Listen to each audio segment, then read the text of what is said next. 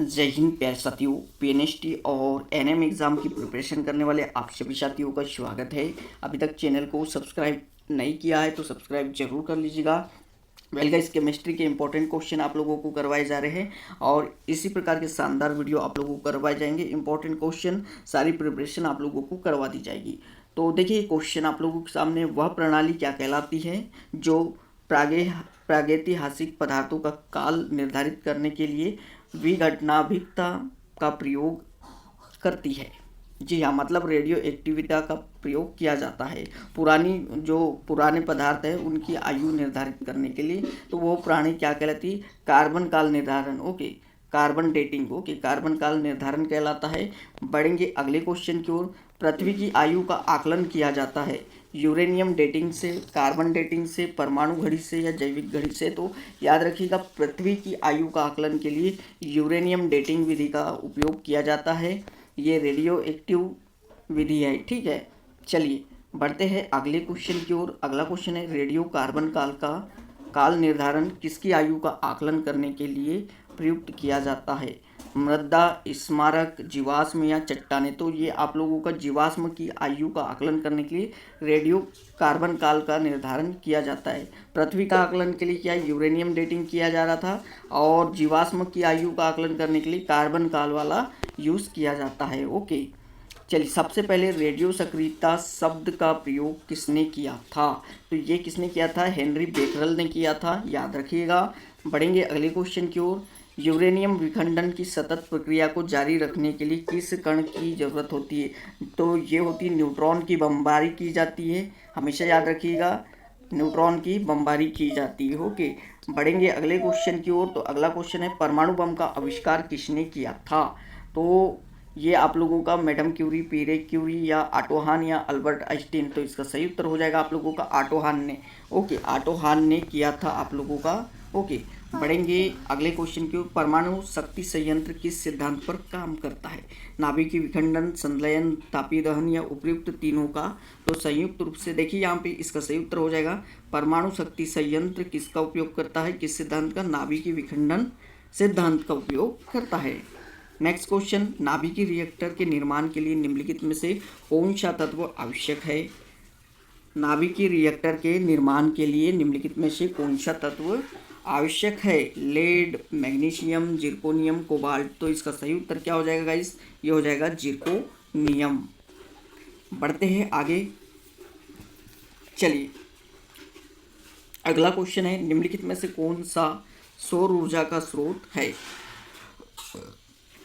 नाभिकीय विखंडन, कृत्रिम रेडियोधर्मिता, नाभिकीय संलयन या एक्स किरणें। तो बता दूं आप लोगों को, जो सौर ऊर्जा है, सूर्य की ऊर्जा, वो किसके द्वारा होती है? नाभिकीय संलयन के द्वारा होती है। ओके, बढ़ेंगे अगले क्वेश्चन की ओर। नाभिकीय संयंत्रों में ग्रेफाइट का उपयोग किया जाता है ईंधन की तरह, स्नेहक की तरह या विमंदक की तरह, या उपयुक्त में से कोई नहीं।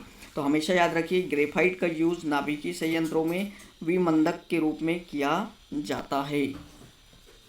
देखिए गाइस, बहुत तगड़े लेवल के क्वेश्चन हैं और इसी प्रकार के क्वेश्चन आप लोगों को पूछेंगे। अगले क्वेश्चन की ओर बढ़ते गाइस। न्यूक्लियर रिएक्टरों में विमंदक और प्रशीतक दोनों की तरह प्रयुक्त होने वाला पदार्थ क्या कहलाता है? न्यूक्लियर रिएक्टरों में विमंदक और प्रशीतक दोनों के रूप में कौन प्रयुक्त होता है? तो भारी जल। इसका सूत्र होता है D2O। क्या होता है? D2O होता है भारी जल। ओके, ड्यूटेरियम ऑक्साइड, ये हाइड्रोजन का समस्थानिक है, ड्यूटेरियम ऑक्साइड भारी जल। ओके, तो उत्तर याद रख लीजिएगा आप लोग। बढ़ेंगे अगले क्वेश्चन की ओर। रेडियोधर्मिता नापी जाती है किसके द्वारा? पोलोमीटर, बैरोमीटर, कैलोरीमीटर या फिर गीगर मूलर काउंटर के द्वारा। तो गाइस इसका उत्तर हो जाएगा, जो रेडियोधर्मिता है वो गीगर मूलर काउंटर के द्वारा मापी जाती है। बैरोमीटर से वायु दाब मापा जाता है, याद रखिएगा। बढ़ेंगे अगले क्वेश्चन की ओर। हाइड्रोजन बम किस सिद्धांत पर कार्य करता है? ये करता है अनियंत्रित संलयन क्रिया पे कार्य करता है। ओके, चलिए नेक्स्ट क्वेश्चन के ऊपर थे। हाइड्रोजन बम विकसित किसने किया था? तो इसका नाम हमेशा याद रखिए, एडवर्ड टेलर के द्वारा हाइड्रोजन बम का आविष्कार किया गया था, बनाया गया था। अगले क्वेश्चन की ओर बढ़ेंगे तो गाइस देखिए यहाँ पे, चलिए ये रहा आप लोगों के सामने। अति प्राचीन चट्टानों के आयु निर्धारण में किसका उपयोग किया जाता है? देखो, पृथ्वी की आयु का आकलन किसके द्वारा किया जा रहा था? तो वो क्या था, यूरेनियम डेटिंग विधि।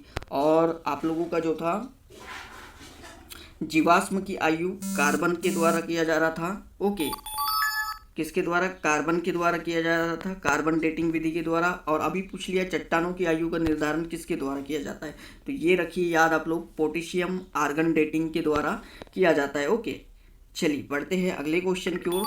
तो गाइस, निम्नलिखित रेडियो तत्वों में से किसका उपयोग मनुष्य के शरीर में रक्त प्रवाह की गति का मापन में किया जाता है, ऐसा कौन सा है, तो रेडियो सोडियम के द्वारा ऐसा किया जाता है, हमेशा याद रखिएगा आप लोग। ये लास्ट क्वेश्चन रहा इस जो टॉपिक है, रेडियो एक्टिविटा टॉपिक था आप लोगों से, उससे लगभग 3 वीडियो में यहाँ पे सारे के सारे क्वेश्चन कवर करवा दिया गया है। फिर मिलेंगे केमिस्ट्री का नेक्स्ट टॉपिक लेके आप लोगों के सामने गए, सारे के सारे important question chemistry biology physics से करवा दिया जाएगा। देखिए लास्ट क्वेश्चन है, अल्फा बीटा तथा गामा की वेदन शक्तियाँ अपने अवरोही क्रम में किस क्रम में होती है, तो अवरोही क्रम मतलब बढ़ते क्रम में आप लोगों को सीक्वेंस जमाना है। तो गाइस बताया था मैंने आप लोगों को, सबसे अधिक वेदन क्षमता किसकी, अल्फा गामा किरणों की होती है, उसके बाद बीटा किरणों की होती है वेदन क्षमता, और उसके बाद लास्ट में अल्फा। तो ये इस प्रकार से सीक्वेंस होगा, ऑप्शन नंबर बी। अगर आप लोगों को पूछ लेता हूँ ओके, आयनन क्षमता के बारे में पूछ लेता तो जस्ट अपोजिट हो जाता। ओके, आयनन क्षमता अल्फा का सबसे अधिक होती है, उसके बाद बीटा का नंबर आता है, फिर गामा का। ओके, ये आयनन क्षमता का क्रम था। ओके, सबसे अधिक आयनन क्षमता अल्फा की, फिर उसके बाद बीटा की, फिर गामा की, और सबसे अधिक वेदन क्षमता गामा किरणें, फिर बीटा, फिर अल्फा। ओके, ये क्रम आप लोगों का बढ़ते क्रम में। चलिए तो गाइस मिलते फिर नेक्स्ट वीडियो में आप लोगों के केमिस्ट्री के फिर इंपॉर्टेंट टॉपिक से क्वेश्चन लेके। आपके सिलेबस के अनुसार सारे क्वेश्चन करवाए जा रहे हैं। चैनल को सब्सक्राइब जरूर कर लीजिए, बेल आइकन को प्रेस कर दे, आने वाले सभी लेटेस्ट वीडियो आप लोगों को सबसे पहले मिले। थैंक यू साथियों।